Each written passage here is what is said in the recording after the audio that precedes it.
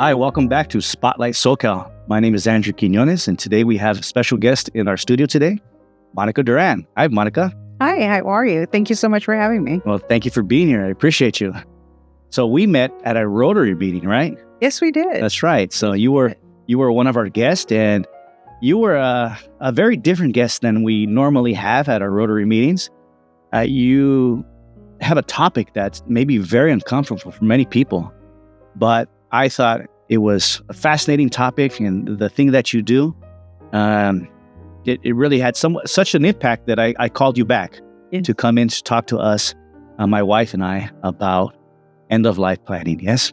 Yes. So today we're gonna learn a little bit about you and your story and why you chose a career of working with people in end-of-life planning. Yes? Yes. Thank you. All right. Well, first, I guess I know your story, but they don't know your story. So we'll start off with your story. What being before the story, what is end-of-life planning? And then why did you get into it? So, hello. Thank you, everyone, thank you for inviting me, and hello to everyone. So end-of-life planning. End-of-life planning truly is like an umbrella, if you will, when you're thinking of making sure that you prepare and leave everything ready for your family so that there are no issues once you pass. Making sure that if you're a homeowner, that you have a trust in place.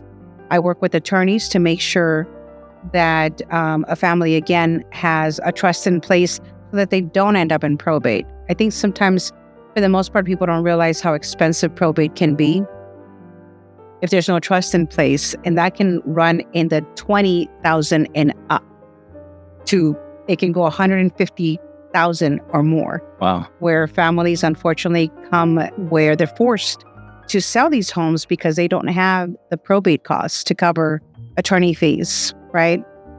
So one of my first question is, because you said a word that I'm sure a lot of people don't know out there, and which is probate.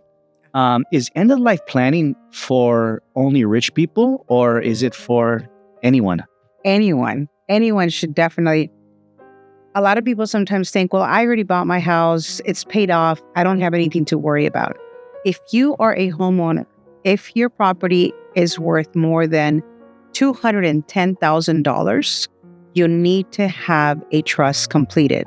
A lot of people think, well, I just have a mobile home. If it's worth more than, nowadays, anywhere really in California, $210,000 in assets, and that's combined assets, right? You should definitely have a trust in place. Otherwise, you will end up in probate. And the main fees that come from is probate court, probate proceedings, right? And so, again, that's the reason why everyone should have a trust in place. Now, if your assets are under that, a living will is fine, making sure that you have a medical healthcare directive so your family's not having to make difficult decisions at a hospital someday, you know? So as I shared with you when we had our first appointment, I have personally experienced a lot of death in my life. My mom died when I was an infant, a small child. My father died when I was a small child. I've had numerous family members. When I became a teenager, I got into a high-risk lifestyle. Many of my friends have passed away.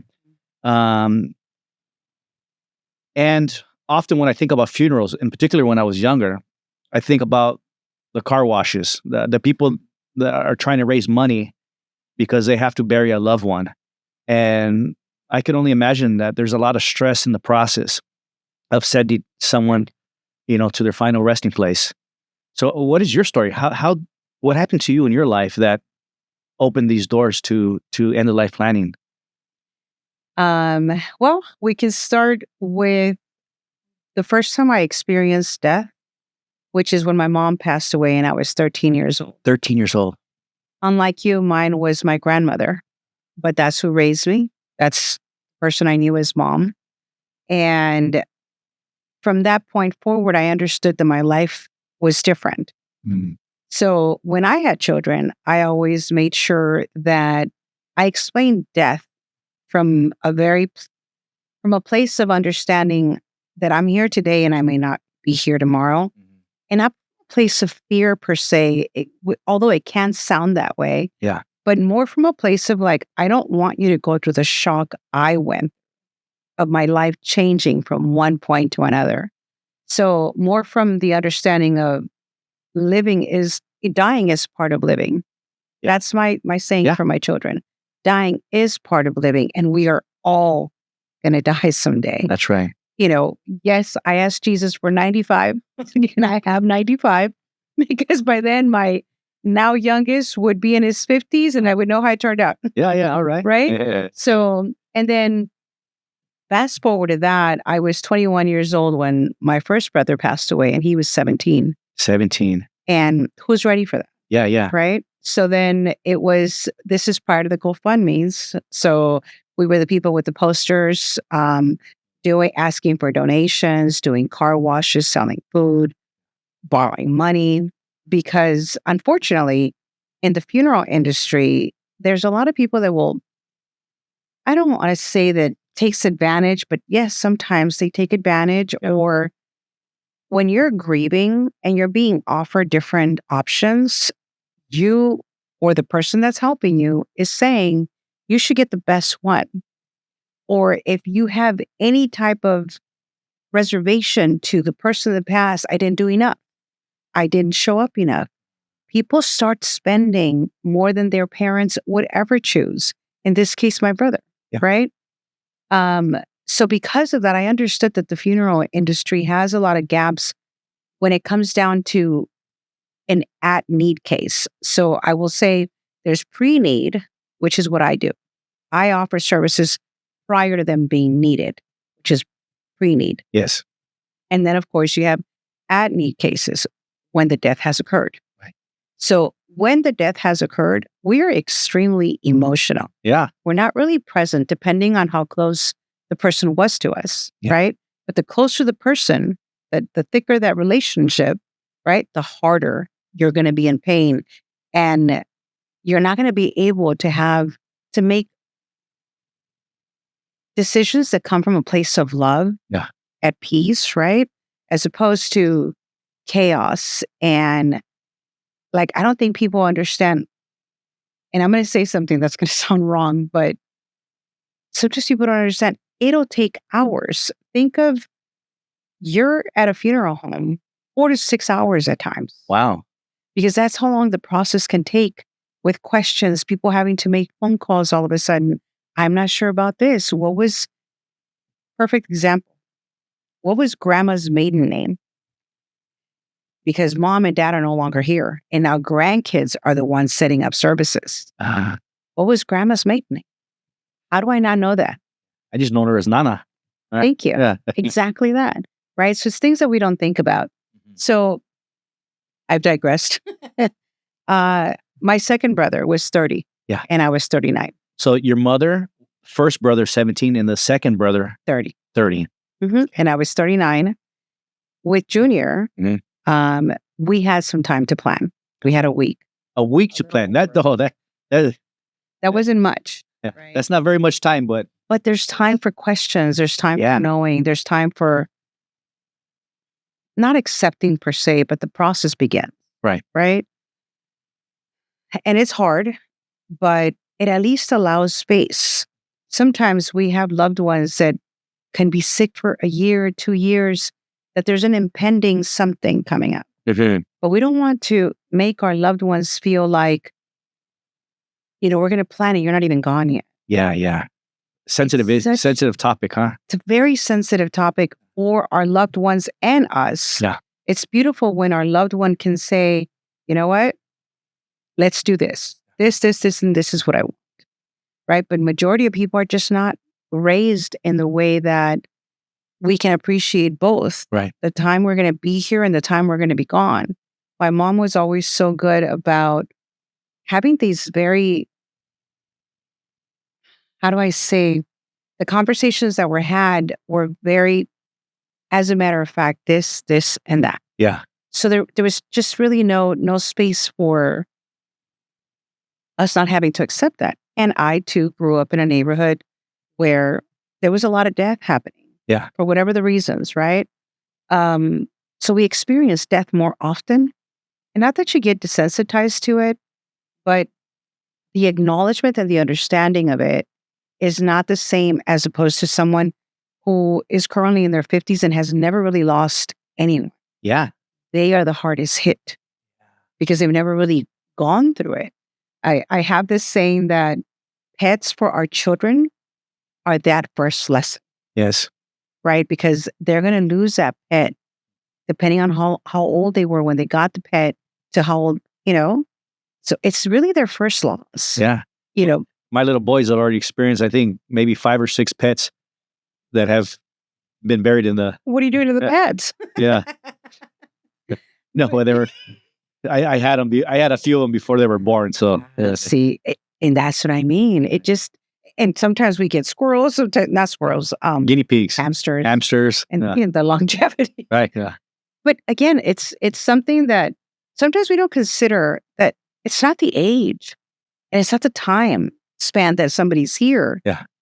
And I'm going to sound a little woo-woo here, but I think we all have our expiration date. Yeah. Saying quote unquote expiration date. I would agree. Right. So we got to just make the most out of the time we're here while we're here. Right.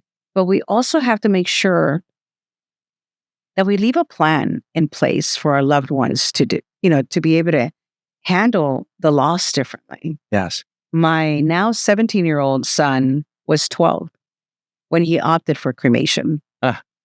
Because if we get them used to these conversations that someday we're going to be gone, right, they really can make the most out of the time they are here. Yes. We happened to be passing by an accident that had a truck that had flipped over. And my son asked, should we stop? And I said, buddy, you see the line of cars that are there? There's already plenty of people that these people are going to have to talk to.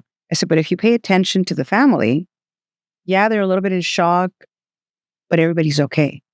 Everybody that was in that car that's upside down is out of that car.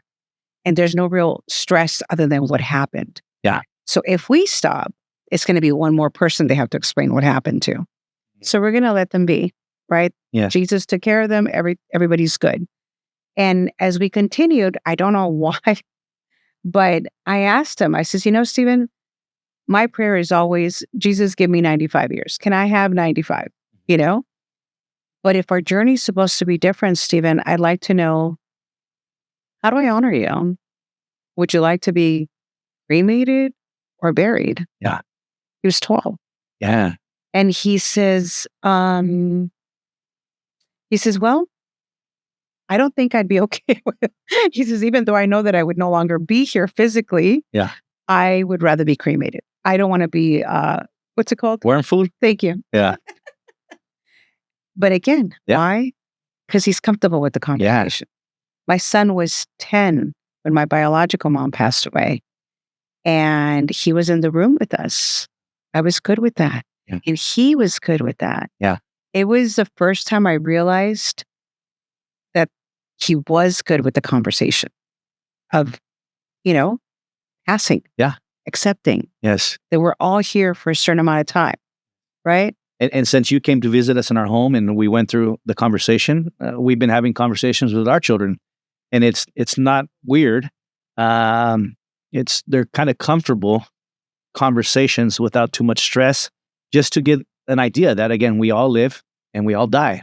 And sometimes people leave sooner than expected. But when that happens, again, I think it's always nice that there's a plan in place so that the people that are left behind don't feel the stress and the burden of all the bureaucracy that goes along with dying, I guess, right? Yeah. I have to say, I was so extremely proud of you and your wife as a person that does pre-need services, that offers pre-need services, because you explained to your boys who I was and what I was there for. Your boys are young. I'm not sure how old they are, but 8 and 10 right now. I was going to say 10 and under. Yeah. And that was impressive because most of us are uncomfortable by that conversation. Yeah. So it was beautiful to watch. Yeah. Again, for me, it's like, but by the time when I was 12, I knew my parents already passed away. I had been facing, I guess, the theme of death for as long as I remember. So I've come to accept it. Now, my wife, a little different. Like you said, she's never really experienced someone close to her in all her life pass away. Animals, yes. So it may be a little bit different for her than myself, but I'm glad that we were able to comfortably talk to our children about the touchy subject. It's an extremely touchy subject. Yeah. But you were asking me, how did I end up here? Yes. So 6 years ago, I was invited to a WFG meeting. Yeah. I think a lot of people have heard of WFG. And when it was explained to me with the third party life insurance, I was like, what? What is this magical thing that sounds like it could have avoided so many problems for us when I was 21? Yeah. Because that was the biggest chaos, right? And when you were 21 and your brother passed, you were the main provider of end of life planning for your family, or? So we planned as a family together, but it was having to go here and figure this out and talk to, a cemetery and talk to the Catholic Church for, everything that there are so many moving parts. So many moving parts. So many moving parts. And you're in this pain. You're carrying this lug around your heart. Yeah. And on top of that, you have to, and then the pricing comes up for things that you want to do because you feel like you should, right? Not understanding that it's not going to change the result. It's still the same, right? That's why the saying, funerals are for the living. Funerals are for the living. They truly are for the living. That's right. Funerals are truly for the living, which is why we should plan. When we plan, it's not for us. Like I will have families who will tell me, well, we want direct cremation. I don't want any hoopla. I don't want this. I don't want that. And my question is always, if you have children or grandchildren, what would they need? Interesting. Yes. Because it's us planning it. And of course, if there's a budget, we have to also respect that. But to me, it's like, what does your family need? Right. Are they going to need to touch a casket as a sign of a last goodbye? Are they going to need to be able to be in a room, a remembrance with others that you matter to? Yeah. So that they too can participate and not feel so alone. Right. When it's a cremation only, we don't consider that the family is just going to go pick up the ashes. Yes. And they're going to have these by themselves. When it's community. We have to be in community. Yeah. Even if our community is small, whether that was the neighbors or our, whoever the family structure looks like, or the friends. Sometimes our friends become our family.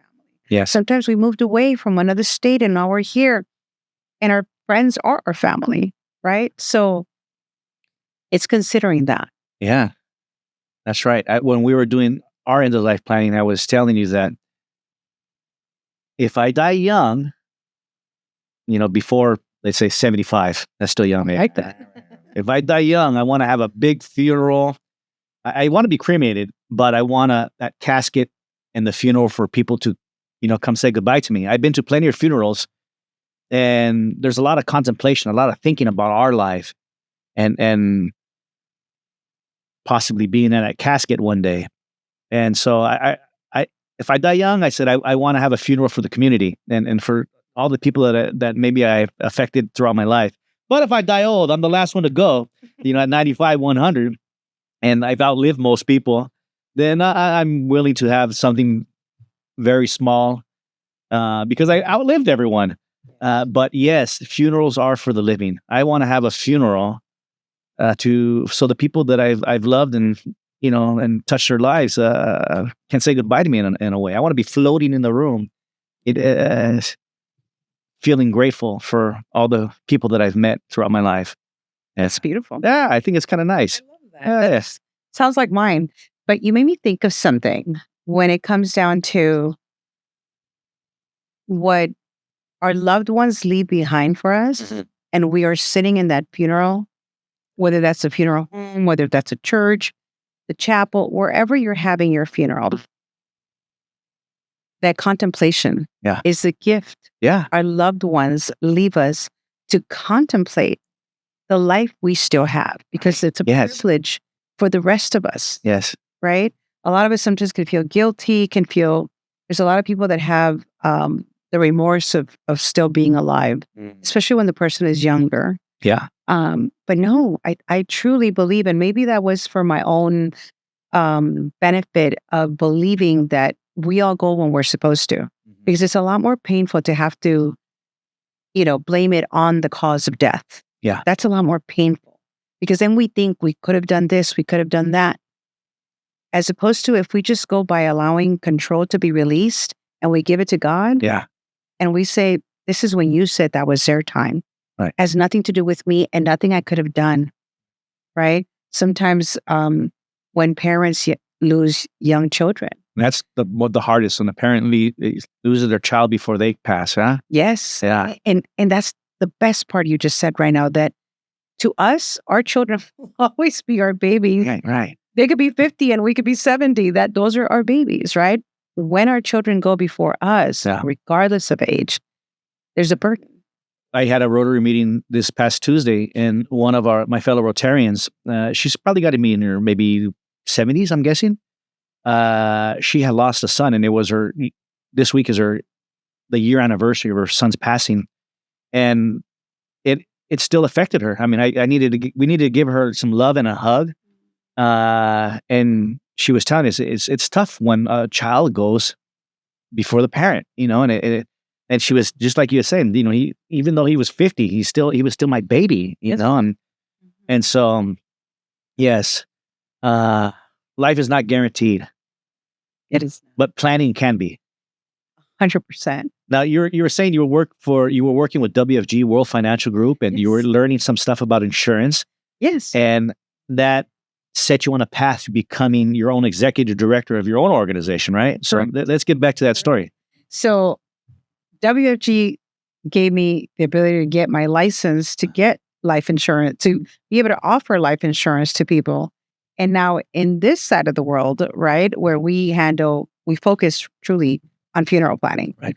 A lot of people think, well, I have life insurance, so I'm good. I'm protected, taken care of. My family will be okay.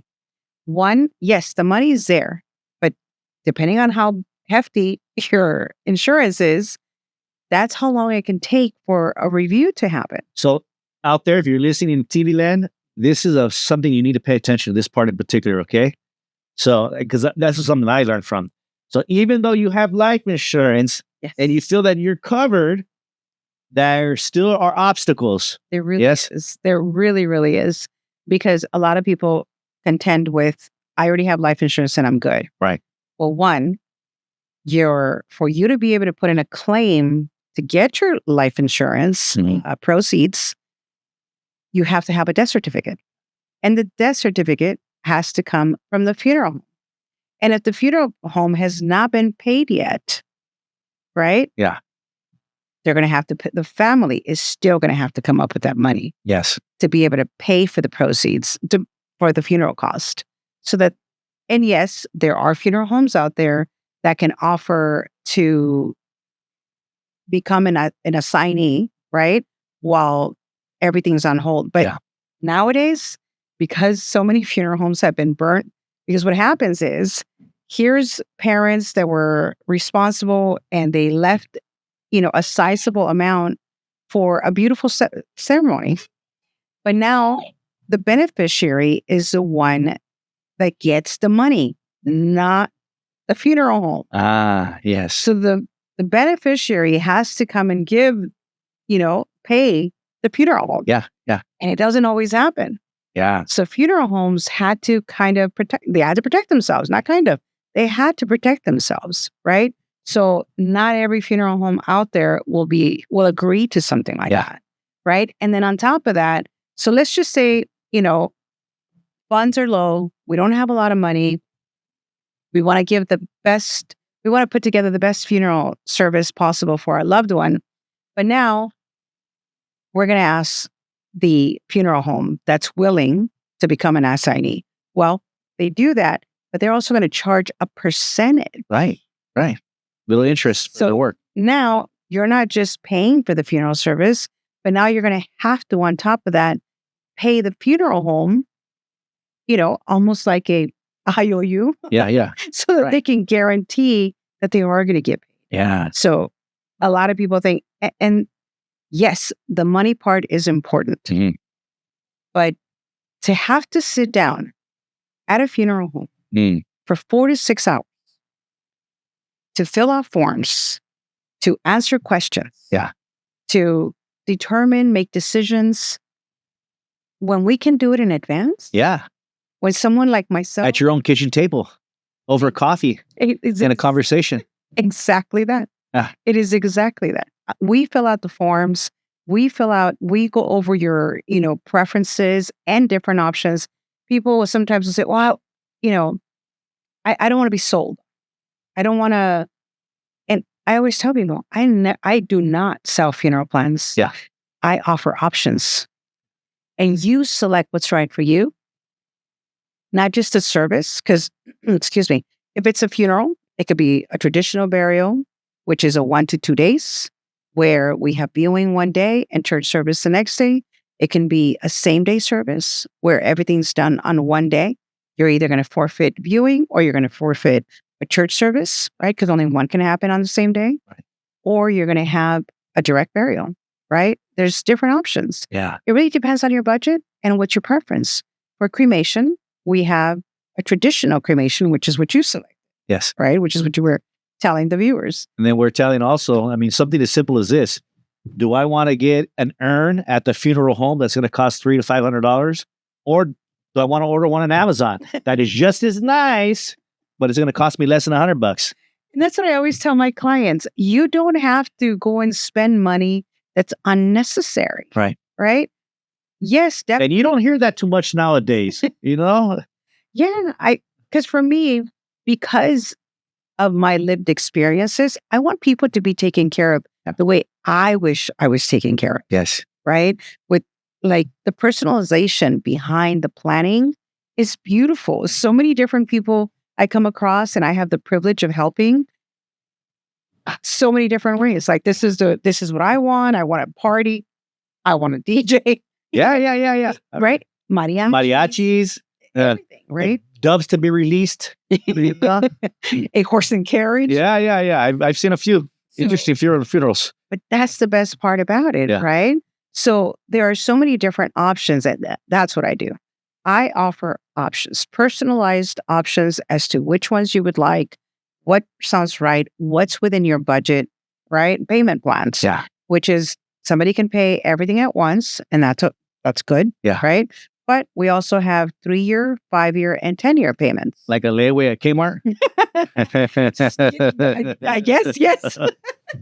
Wow, that was like, we went way back. Oh, yeah. I even imagined But yes, and that's the part that sometimes we have this misconception that we have to wait till the person passes. Yeah. We do not.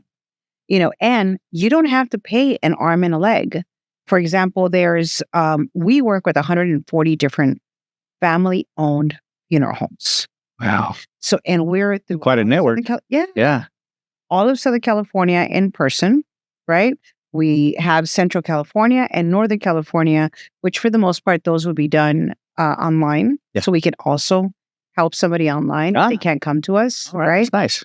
I've gone to hospitals to do funeral planning because somebody is, they now decided. Yeah. I've had, my oldest client has been 93. And she said, okay, I'm finally ready now. Oh, wow. All right. I'm finally ready now. And that's truly because it was her third time her cancer came back. Interesting. And this time she wasn't going to fight it. She's like you mentioned, my friends are all gone. Right. My family, majority are gone. I'm only dealing now with the newer generation. Yeah. It doesn't know me as well. So I'm okay with going. Yeah. She's like, so now I'm ready to plan. Yeah. All right. Never too old to plan, huh? Never too. My youngest client has been 38. Yeah. And that's because he had a medical condition that he wanted to make sure his wife and kids were taken care of in the case. Yeah. And I am, maybe next week will be my youngest client, 26. Okay. 26. Yeah. He had a friend pass away, and seeing his family go through what they went through to make the planning, Yeah. set up everything. He's like, I just can't see my family having to do that. Right. Not just with my loss. On top of my loss, now they have to do all this running around and figure out. So it's just so many questions. And it was so ironic because I was I work with tax offices. Yeah. And I was talking to some of their clients, and that's how I came across this young man, 26 years old. Yeah. And he says, yeah, I'm ready to plan. So I think about when I hear that, it makes me think that pre-planning is a compassionate act Oh my God, yes, given to your family. 100%. You couldn't have said it better. Yeah. It truly is. It's an act of love. It's our last Our last act of love. Yeah. Mhm. Yes. So now, after your brother passed when you were around 39, was there anyone else that passed away in your life that really kind of motivated you to do this for a living? I mean, I've had lots of unfortunate friends, coworkers, but it was actually not that. It No. was my brother. Yeah, that's what I was thinking. I remember hearing the story of your brother-in-law. Yes, my brother-in-law. He's been doing dialysis for a long time. And, he had a moment where I think all of us have that moment of mortality, Yeah. kind of like questioning of it. And he just had me promise, like, can you please make sure that your sister's taken care of, Right. that there's something, that you can help them with planning yeah, I don't think he realized what he was asking for. Yeah. But it was like, you know what? I know what's going to be asked. Yeah. I've been through this Right. before. So got pen and paper, started asking the questions. Lo and behold, today, my sister wanted nothing to do with planning I remember you hearing about that. because it's a difficult thing. Yeah. Right? It's almost like you're telling your loved one, I'm okay with you passing. And it's not that at all. Yeah. It is just not. But that's how we internalize it. Mhm. We don't want that person to go. Right? Yeah.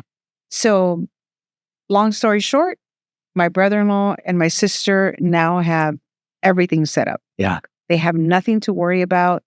And I think that that's been my favorite thing to hear from my clients. Yeah. Monica, I did not realize I was carrying stress around Wow. from not having this taken care of. Yeah.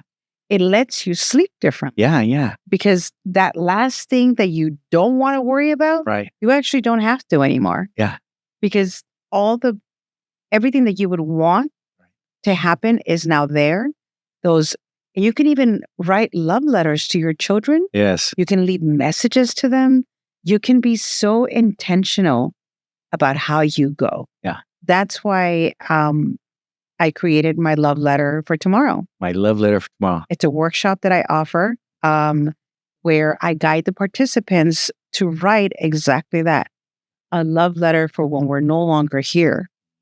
And I can tell you that my mom actually wrote me, my biological mom, wrote me a letter. And my mom did not know how to read and write until she was much, much older. So my letter, it's like this one word, right, that I had to decipher, but it's like one of my biggest treasures, right? Like to be able to have something written just for you. Yeah. It's so personalized. And I like to journal. I don't know if you like to journal. I do. And one of the times when I was writing a entry for my daughter, because we, had a disagreement, and I was writing in the journal my entry, and lo and behold, my journal entry turned into a letter from my daughter, like telling her why this and why that, and the consequences and the reasonings behind, and the I love you regardless, right? And I was just like, I'm onto something here. Yeah. From that point forward, every single journal of mine has letters to my children. Yeah. That whenever I pass, those journals are going to be there with my words and letters to them throughout. Yeah. Just because, right? Yeah. I do drawings where I cannot draw. Andy, for the life of me, I cannot draw. But there's the little flowers I can do. Yeah. There's I think it'll be funny to them because they know I don't that was not my strength. Yeah. Right. But it was me trying for them. Yeah. It's a beautiful gift to be so intentional about the day we're no longer here, Right. where our kids will have something they can come back to time and time again. Yes. Because they will have something that was strictly and directly for them. Yeah. Since then, I hadn't journaled in some time, and I've picked up the pen and I started journaling again. But not only I've been doing it for myself, I've been encouraging my little boy Andres to journal with me. So we write for 20 minutes a day, and we sit down at the table and we've been writing. And I tell my little boy that I've been journaling for more than half my life, and I started doing it for myself to get these feelings inside of me out. But then I really started journaling for my future offspring. I don't know. Not where the ancestors are behind, but I forget what the kids of the future. Yeah. So I want my child, my grandchild, my great grandchild. I want my journals to be able to be handed over, and my future family to be able to know who their Papa Andy is. It's funny you say that because I actually have that. Yeah. I have in my journal, I wanted, if I'm going to have more grandchildren and they have children, right? I wanted the future generations to know that I thought about them. Yeah. And I welcomed them into the world. And I let them see this is who I was. Right. You were thought about even before you were ever an idea. That's exactly. Right? It's beautiful. Yeah. So I think journaling is probably one of the most therapeutic things that we could ever do for ourselves. And sometimes people will ask me, aren't you scared to your kids? If it's something risky, it's still my journal. Yeah.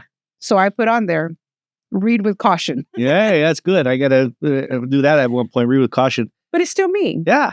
And they should know all parts of me. Yeah. The ugly parts, the good parts, the great parts, the bad parts, the bad moments. Yes. I got pissed off and I said something. And now, I don't think that retracting is ever a way to correct, an emotional outburst. Right. I think it's always so much best for you to have a moment to reflect, because I have a lot of those in my journals. Right. Lots of reflection moments. Because I think that we are the mirror to our children, right? How we, and I was 17 with my first daughter. Yeah. So my first child, pobrecita, poor thing. But we learned. Yeah. Don't come with instructions. No. Right. And if we're still young and we're still not making the best choices or the greatest choices for that matter, right? My mom was 17-year-old when she had me. Oh, look at, I didn't know that. Yeah. She was 17 years old. So but so again, the parenting part of it, right? Journaling can almost serve as a cautionary tale of the days that we don't want them to emulate. But at the same time, if he made a mistake, I shouldn't feel so bad about my mistakes. Yeah. Right?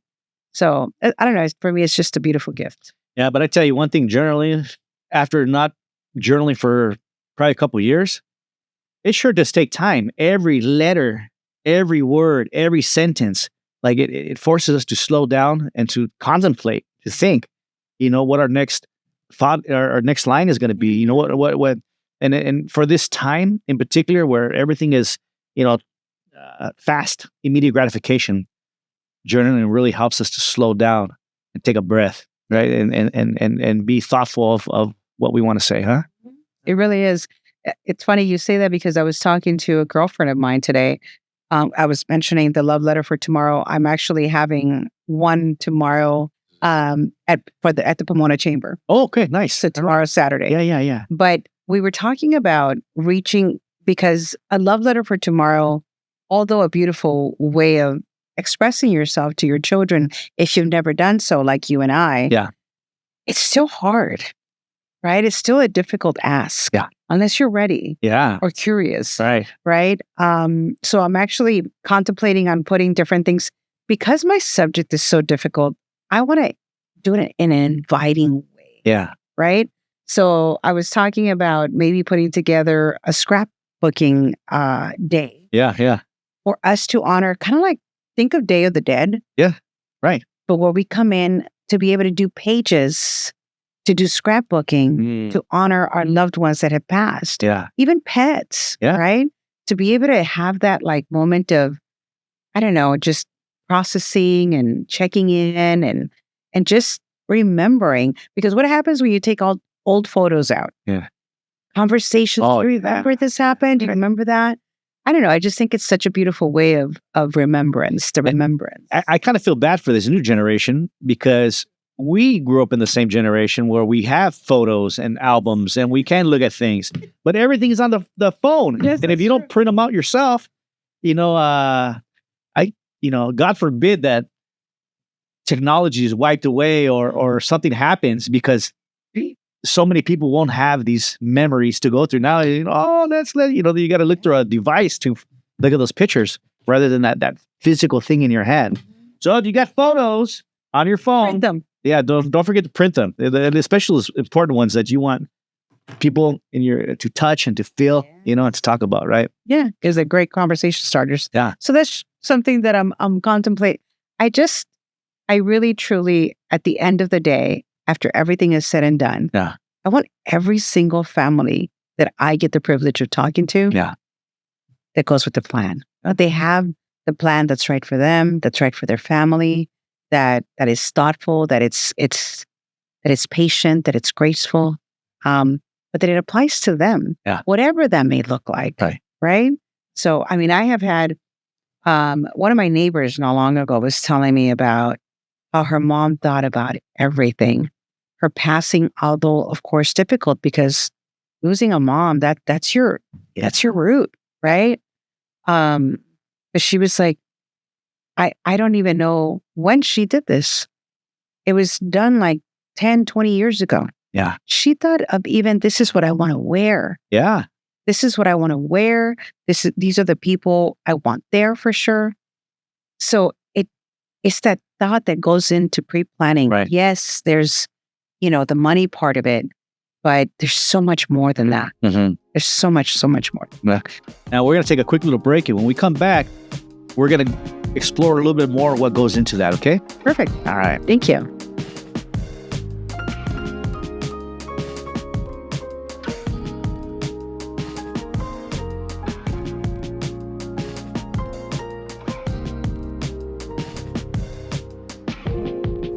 Okay, welcome back. My name is Andrew Quiñones, and today we have special guest, the founder of Honor Your Legacy, Monica Duran.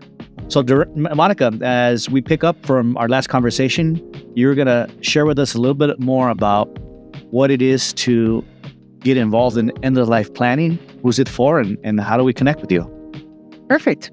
Truly, the focus is funeral planning, right? And as we all know, just because we are all going to be gone someday, technically 100% of the population here in, Southern California can be my client, but most people are not ready to plan. So my primary focus is 55 to 75, because I think after 50, we start losing loved ones more often, whether that be coworkers, classmates, our parents, our grandparents. So the mortality comes in of like the understanding. Right. So for those that are open, they're definitely always ready to be able to have those conversations, right? And then on top of that, it's sometimes we think, again, the conversation with the people that are unhealthy, right? Why not have a plan in place? Don't think of it as, because a lot of people can see it as an insult. Yeah. Like, I'm going to go and ask these questions now that they're sick. Yeah. We should have asked prior. No, because our loved ones, quote unquote, loved ones, they love us. Yeah. And that's the part that we cannot forget. This is not an insult. And yes, granted, a lot of the Latino population as a whole, Hispanics, we have a lot of myths, a lot of beliefs of, if you plan, you die early or you're inviting death. Yeah. There's a lot of misconception out there. But what I can tell you is that I have clients Like, for example, I just helped a family not long ago that the husband was always unwilling. They are 76 today. The first time somebody approached her about planning, she was 26. Everything would have cost under $3,000 for both of them. $3,000. The husband would get upset. Like, how dare you even bring up the topic? Wow. 30s, 50s. And now it costs more. Unfortunately, her husband passed. Yeah. And now she's in the middle of everything. And because they wanted burial and they did not have a plot in place. Let me guess, $15,000 around that? More? Because they ended up getting a double, and where she wanted it, it was $45,000. 45. Oh man, 15,000 would have been That's a for a blessing. single person. 45,000 for two. 45,000 because of where she wanted. Yeah. Right. It just really depends. But you're right. A single plot can start anywhere from 10 and up, Right. depending on the cemetery home. Yeah. The cemetery. And long story short, what she could have paid once upon a time for $3,000. Now, each service, because now, of course, she's planning for him and for her. And because she really wanted a lot of stuff, it came out to $15,000 per person. Wow. It's not cheap, right? But it's also doesn't have to be so much. For example, with us, the average cost, let's just say for a cremation, just a cremation only, we're talking anywhere between $1,800 to $2,200. And then if we're talking traditional cremation, meaning with body present, a viewing and such, it can go up to, between $5,500 and $8,500, depending on add-ons, right? So with us, because we work with family-owned funeral homes, it's not as expensive as if you go to the private home funeral home. Like porcelain or something like that? Or I'm glad you said it, not me. Yeah. Yes, exactly that. So, but again, all of them are beautiful. All of them are there to help. All we really truly want is for everyone to have a plan in place. Yeah. Right? And you were asking, so who is this for? Truly for anyone who's ready to plan. Yeah. But my demographic that I truly, concentrate on, if you will, is 50 plus, 50 to 75. So she got us before our 50s. We started a little younger. You did. Yeah. And again, that's amazing. Most people are just not comfortable. I think my wife and I are economically conscious, so we wanted to lock in a price because, just like you said, if we decide this 20 years from now, how much more it's going to be. So I think that's another interesting thing. When you lock in a price, you lock it in, right? It's guaranteed. Guaranteed. You pay today, whether you still have 10 years, 30, 40, 50 years to go. Right. It doesn't have the 26-year-old I'm telling you about. Yeah. God willing, he's here to 90. He's going to pay today's prices, not tomorrow's. The 26-year-old, he's paying today's prices, and God willing, he's here to 90.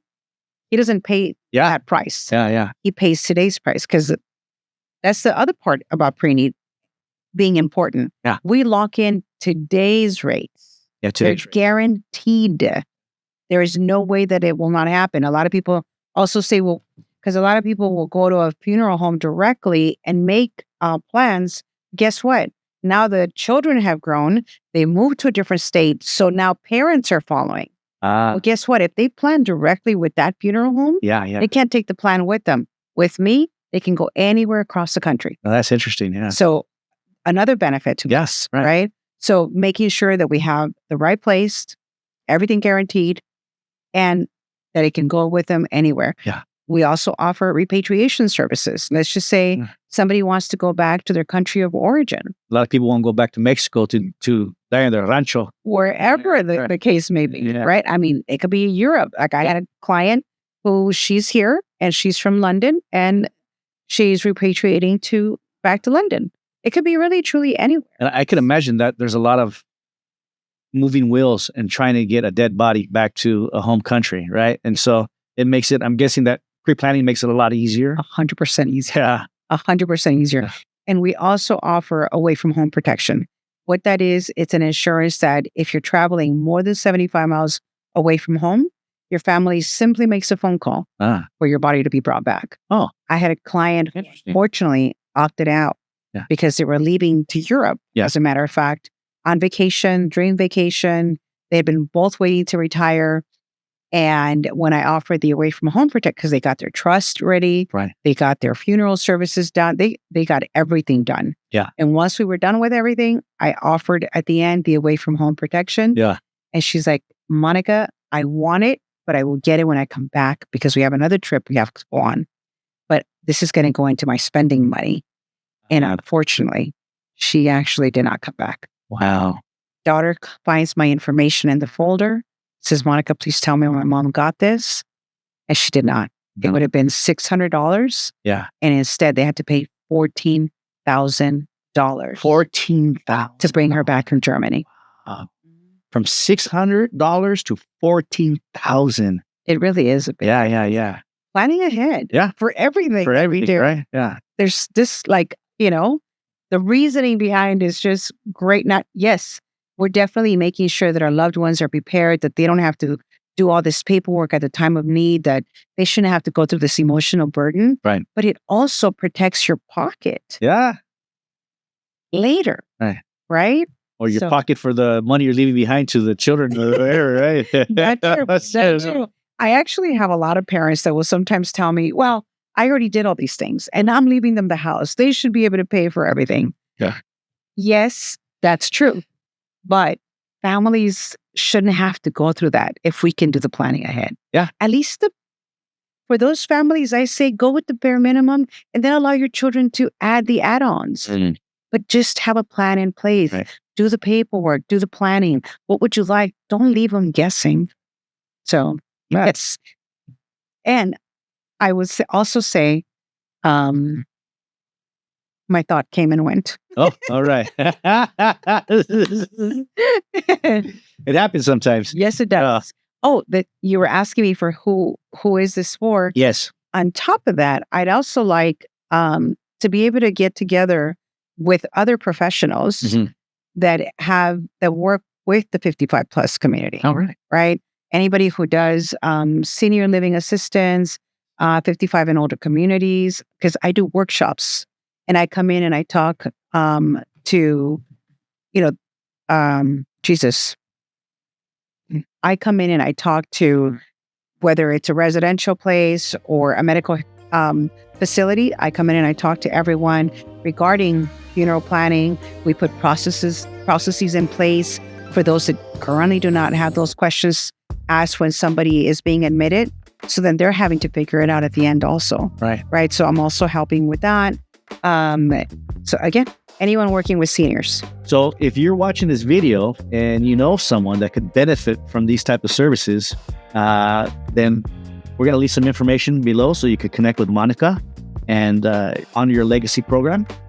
And I got to tell you, from personally going through it, it does not feel like I went to go buy a car from a car salesman.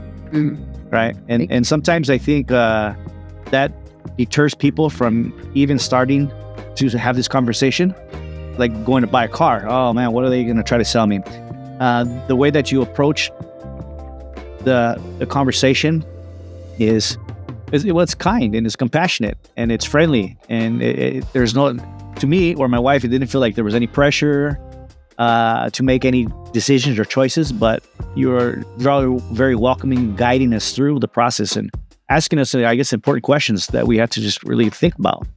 So again, for anyone out there that is interested in end-of-life planning and like to get ahead of the game, or anybody connected to a senior living facility, then I would definitely recommend Honor Your Legacy program and Monica, and we're going to leave some information below. So why don't you tell our audience a little bit about how to connect with you the best way? Do you have a website or? Yes, definitely do. So again, Monica with Honor Your Legacy. And my website, I was so fortunate that it's www.honoryourlegacy.com. You can also follow me on Instagram, Honor Your Legacy, and on Facebook, same thing. I totally lucked out. So, and you can also reach me, phone number 626-494-1084. By all means, send me a text. Because you know we all don't answer the calls nowadays. Thank you, robocallers. But send me a text and let me know that you want to have a conversation. I'd love to be able to connect me and my team would love to be able to connect with you. So thank you. And remember, waiting to plan costs families more. That's right. So my name is Andrew Quiñones, and with the guest Monica Duran. You've been tuned in to Spotlight SoCal. We thank you for joining us, and thank you for having this conversation that is really not too popular, but it's very much needed. So I appreciate all that you do, and well, I don't know who's going to be at whose funeral. Are you going to be at mine, or I'm going to be at yours? Let's see what he decides. Let's see what yeah, that's right. Thank you so much for inviting me. Well, thank you for coming. Till next time, guys. See ya.